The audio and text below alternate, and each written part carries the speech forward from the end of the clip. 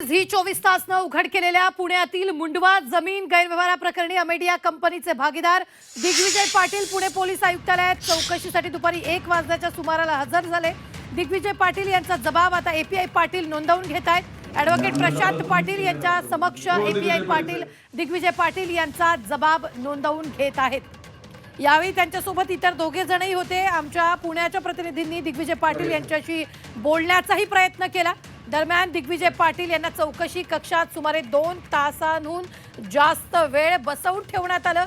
या प्रकरणाचे तपास अधिकारी दत्तात्रय वाघमारे यांना कोर्टात जावं लागल्यानं दिग्विजय पाटील यांना चौकशी कक्षात बसवून ठेवून ते तिथून निघून गेले।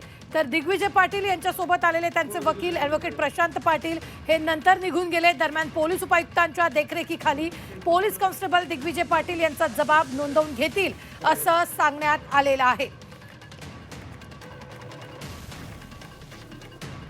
मला तर कोर्टात काम आहे, मी कोर्टात चाललो। नाही काय काय विचारलं आतापर्यंत मी नाही सांगू शकत, तसं तपासातल्या गोष्टी सांगता येत नाहीत कायदेशीर। चालेल काय काय मी अधिकारी आहे का? नाही पण तुम्ही घेऊन आलात ना दिग्विजय पाटलांना? बघा साहेब, मी कायदेशीर आहे, तुम्ही जास्त विचारताय, मला त्याचं उत्तर देता येत मी नाही। फक्त तुमची बाजूच घेतोय मला उत्तर देता येत नाही, तेच मी सांगतो। काय तुमचं म्हणणं आहे? काय काय डॉक्युमेंट सादर करणार आहेत आपण? परत सांगतो की मला उत्तर देता येणार नाही, तपास चालू आहे, त्याच्याबद्दल मला बोलता येत नसतं कायदेशीर।